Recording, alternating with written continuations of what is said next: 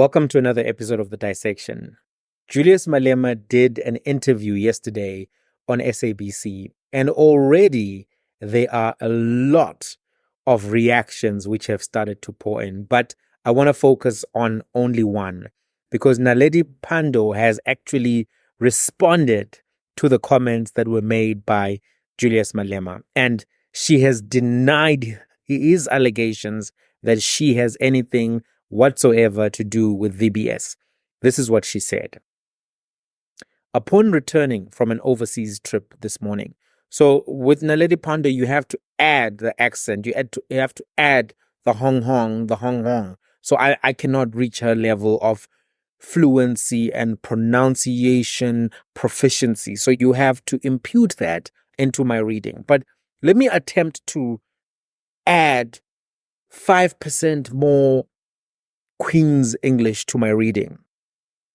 Upon returning from an overseas trip this morning, I was informed of a baseless claim made by Julius Malema on SABC last night, Tuesday, alleging that I received a bond from my house from VBS. I unequivocally deny ever receiving such a bond and challenge Mr. Malema to publicly present the evidence supporting this falsehood. Should he fail to do so, I demand a public apology for not only lying about me, but also tarnishing my reputation.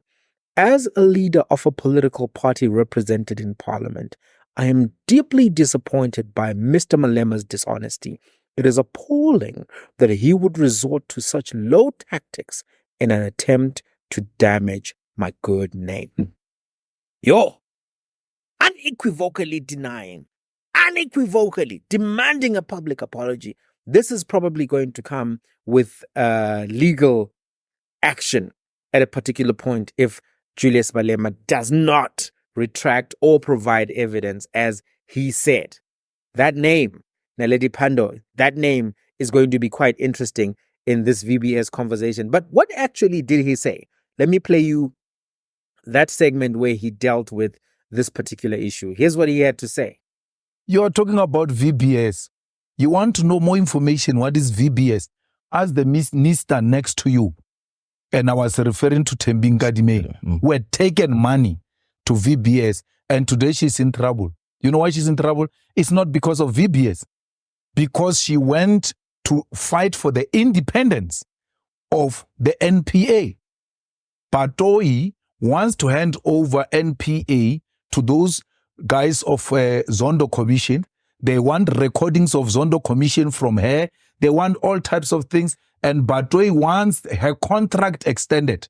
And when Thembi put her foot down, they went for her.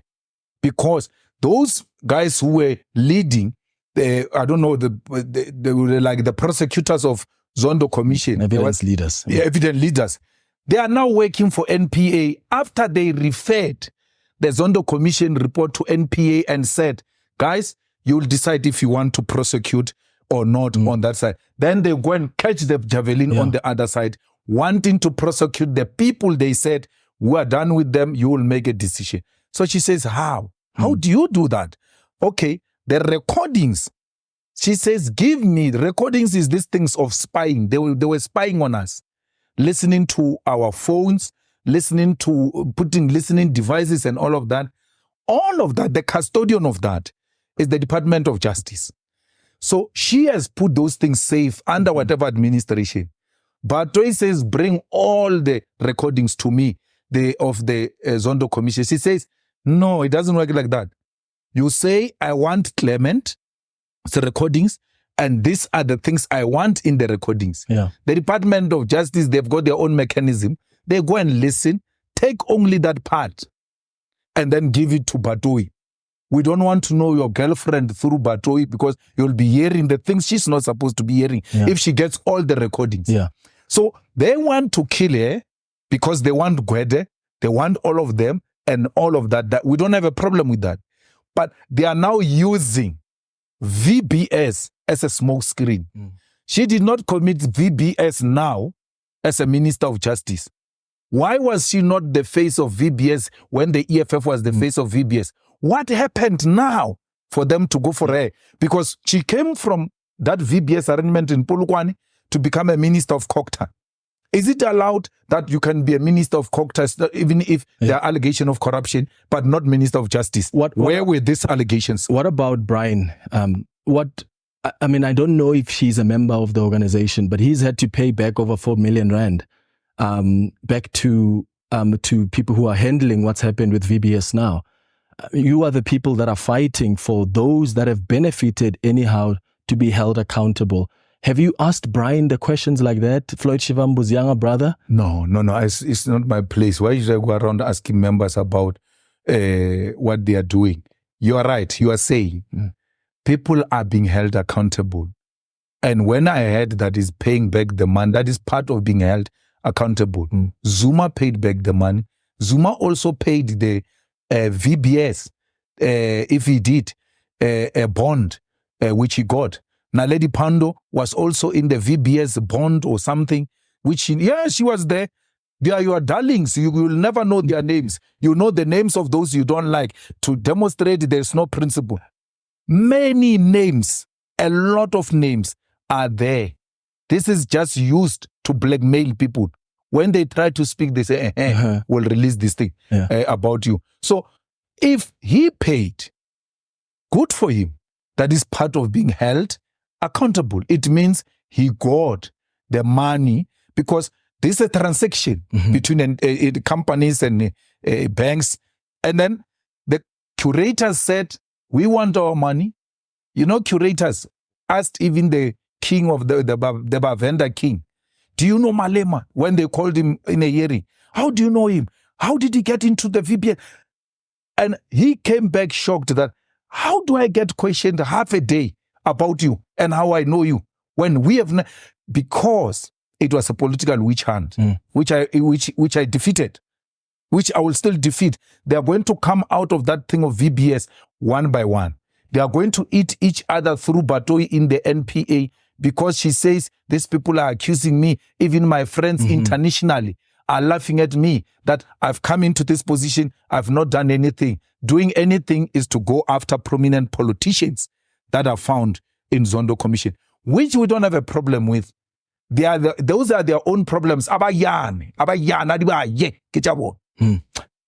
Here are some of my thoughts about this VBS saga in its totality, as well as this Naledi Pandor moment and some of the other comments he made around this.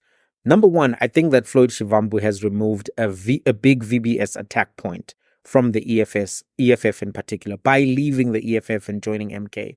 A lot of the reporting around VBS, a lot of the stigma was actually directed more to Floyd Shivambu and Brian Shivambu than it was to Julius Malema or the organization itself.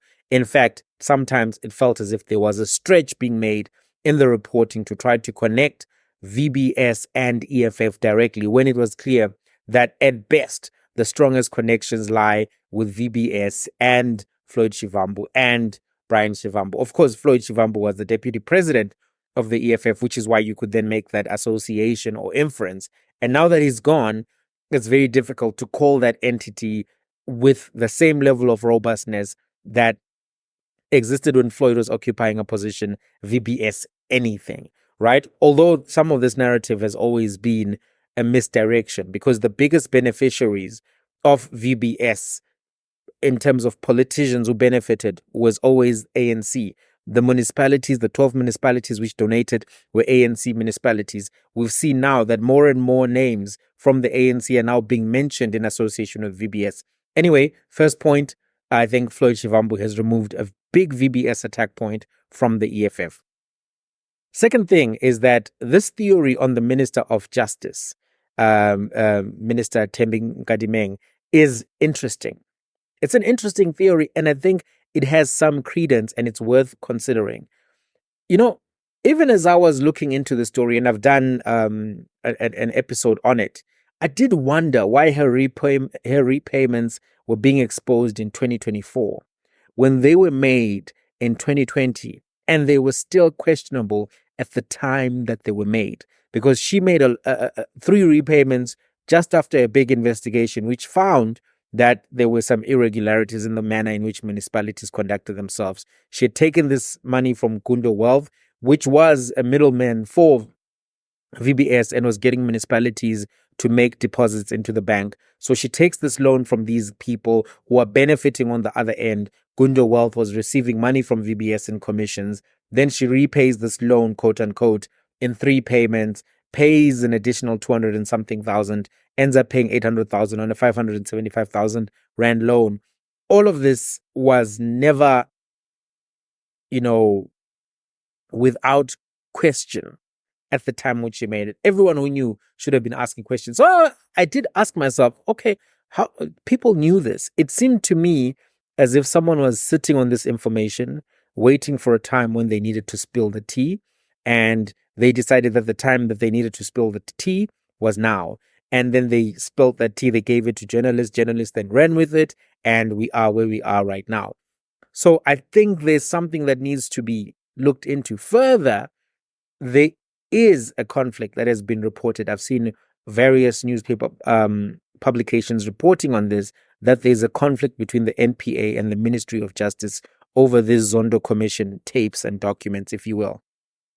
The NPA wants full access to all the commission documents and data, including tapes, whatever else they have. And the Ministry of Justice has not really been willing to just let them come in and look at everything and anything, including stuff that may not pertain to their investigation. And there is some justifiable reason for that. We already know that there are leaks that sometimes end up in the media, people's medical records, whatever the case may be. We know now, not sometimes, we know that the NPA has been accused of, serving the interest of the political principal, namely the president. We saw what used to happen with the other head of the NPA, Sean, what is his name again?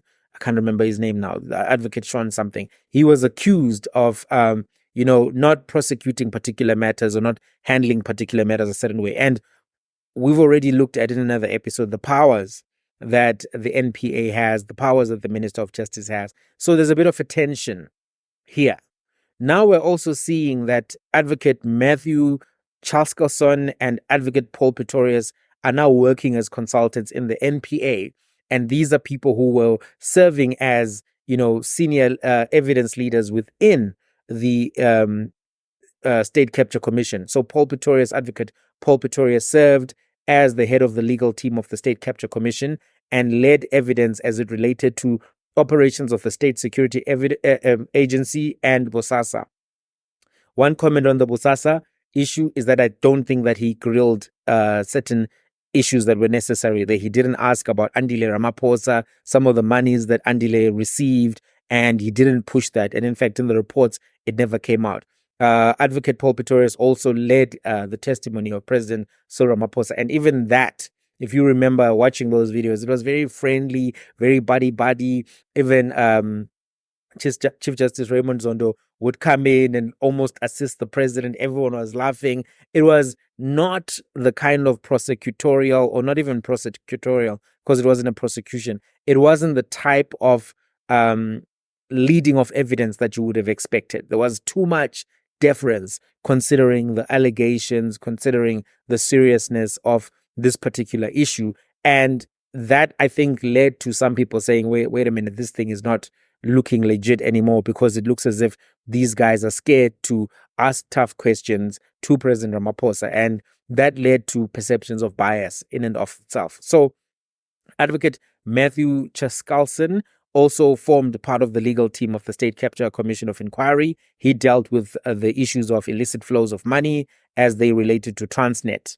So having these two gentlemen in the NPA assisting on issues of the State Capture Commission when they were evidence leaders in the State Capture Commission, it does blur lines, because that's not supposed to happen. The commission was supposed to be its own thing. This particular process is supposed to be its own thing. But now, because they can't get the documents, it seems as if the NPA is like, okay, let's get these guys, consult these guys, then they can tell us which documents we need to get. It kind of undermines the separation between those two different processes a little bit. And I think people are justified to raise concerns when concerns of this nature are raised, we mustn't be too quick to ignore them because of who raises them and what we feel about them. Legitimate questions exist.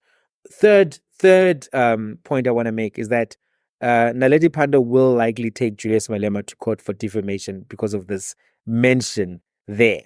And maybe that's good.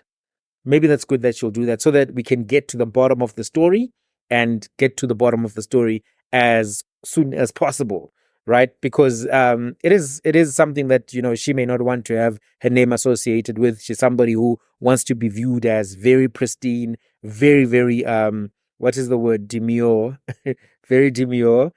So this could be something that she doesn't want to be associated with. Let's see what happens.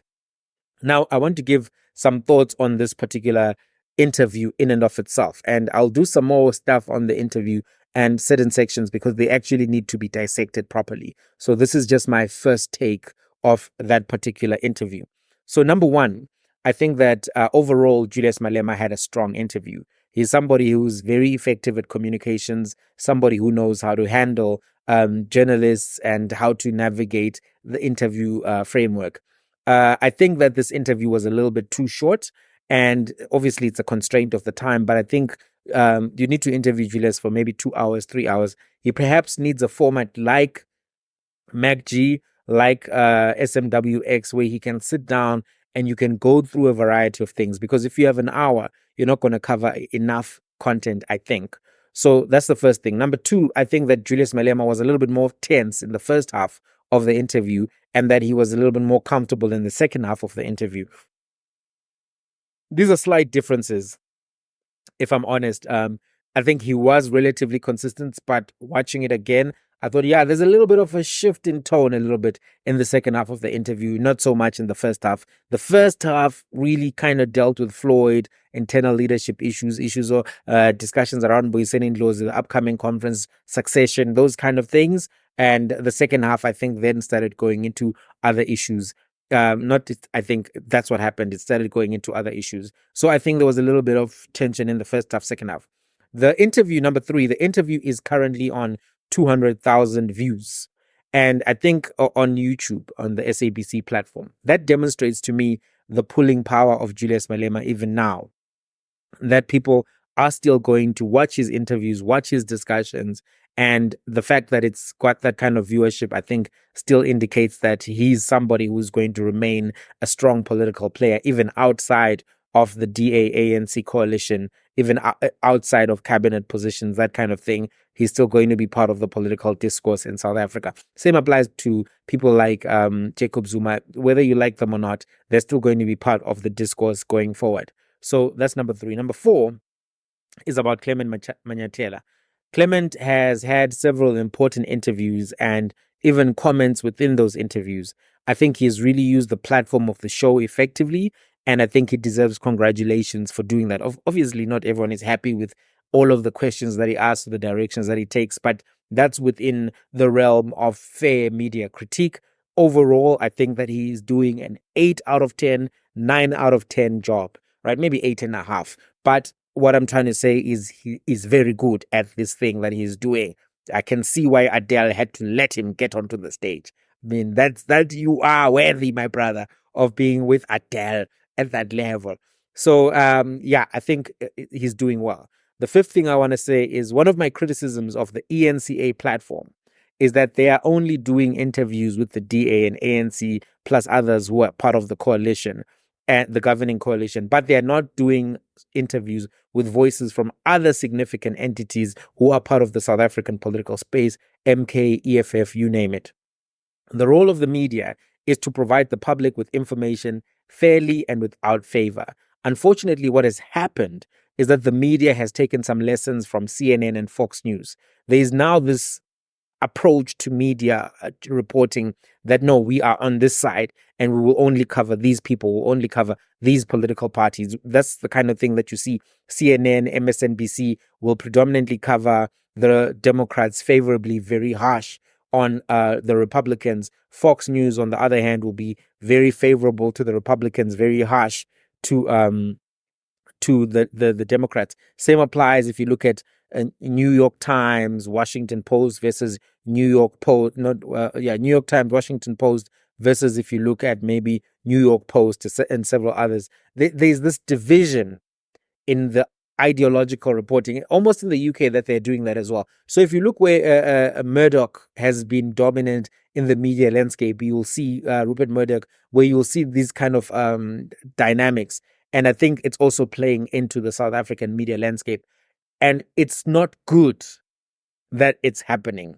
You want to have an approach that the SABC, I think, is leading in, where everyone is being spoken to and everyone is getting coverage. So I want to give congratulations to the SABC as well for covering everybody and not some bodies more than others. I think that's important to journalism. Number 6, this is now a criticism. I think that they spend too much time discussing the departure of Floyd and other related issues, and this took away from other pertinent questions that needed to be asked or could have been asked. For instance, the EFF performance in the by-elections, EFF performance on campuses.